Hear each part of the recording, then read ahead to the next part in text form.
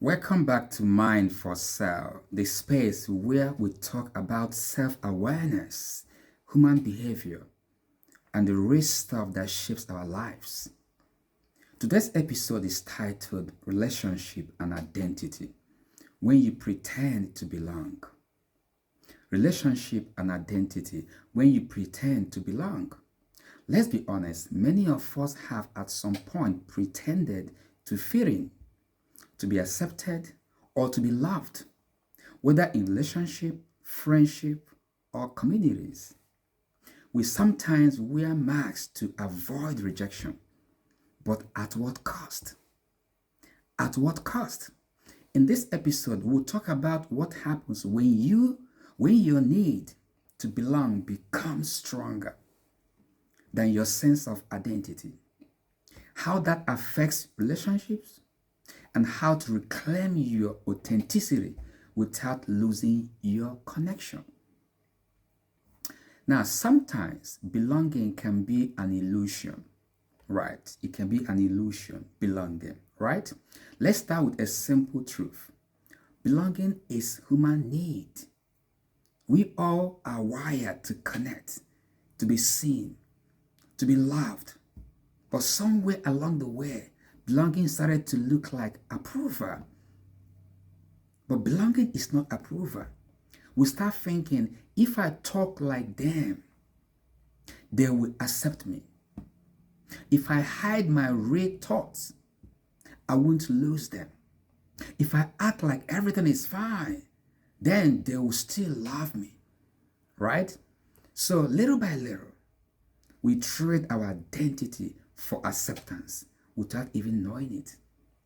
Little by little, it's so subtle, gradually, we begin to trade our identity, who we are, for acceptance. And you cannot afford to do that. You laugh at jokes that offend you. You agree with opinion you don't believe in just because of approval and acceptance. Or you suppress parts of yourself that makes others uncomfortable. You cannot live like that. All right? You cannot live like that. This is what I call the performance of belonging. The performance of belonging. You look like you're fitting, but deep down within yourself, you feel unseen. You feel unnoticed. You feel empty. You feel so disconnected and even sometimes exhausted because it takes a lot of energy from you trying to be what you are not. You cannot continue to live like that. You must find out who you are and the essence of your existence. Here is the truth. If you have to pretend to belong, you don't really belong. Not truly. If you have to pretend to belong, you don't really belong. Let's talk about relationships, family, friendships, okay, even marriage. Now, when you build a relationship on pretense, make believe, fake life, it becomes a house built on a sand. You cannot sustain that. If you build relationship on pretense, for how long will you continue to pretend? One day you'll be found out, and that will be the end of that relationship. It's like a house built on a sand.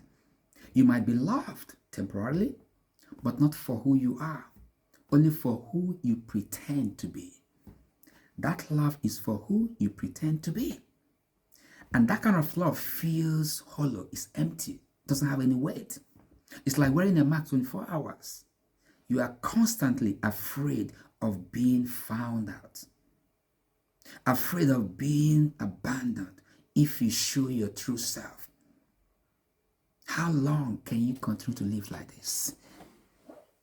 You cannot continue to live like, you cannot sustain that kind of lifestyle.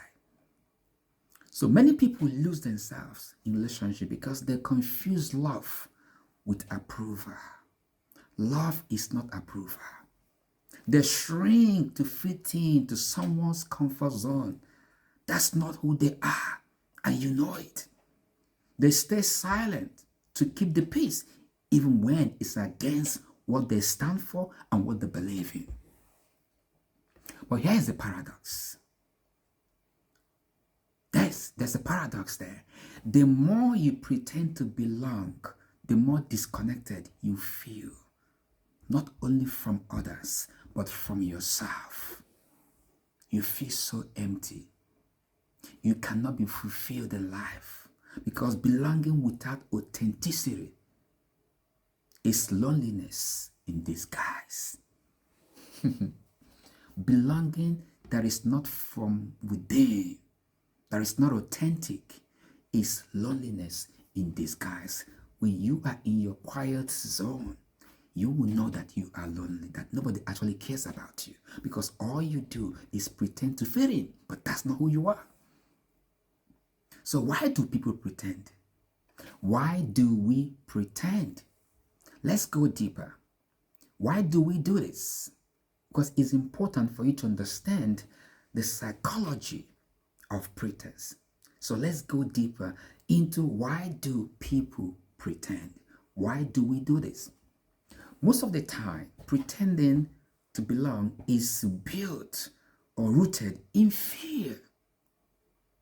It's rooted in fear, fear of rejection, fear of abandonment, fear of being too much or not enough. For some, it starts early, maybe from when you were growing up.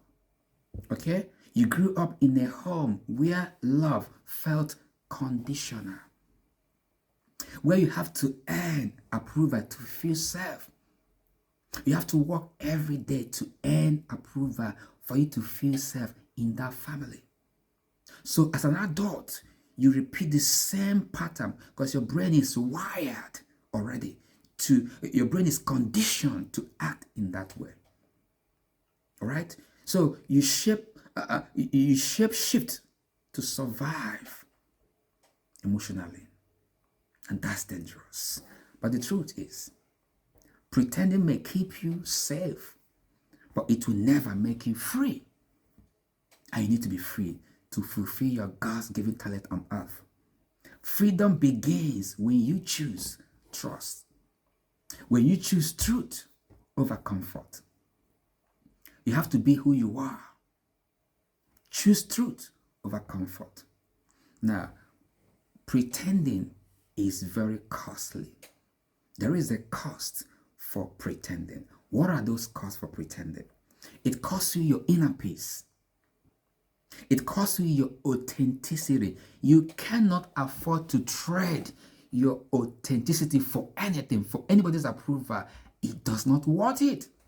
So pretending costs you authenticity.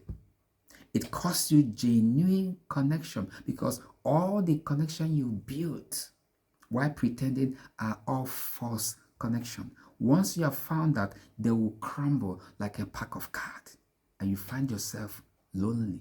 Nobody will come near you because I've seen your true self.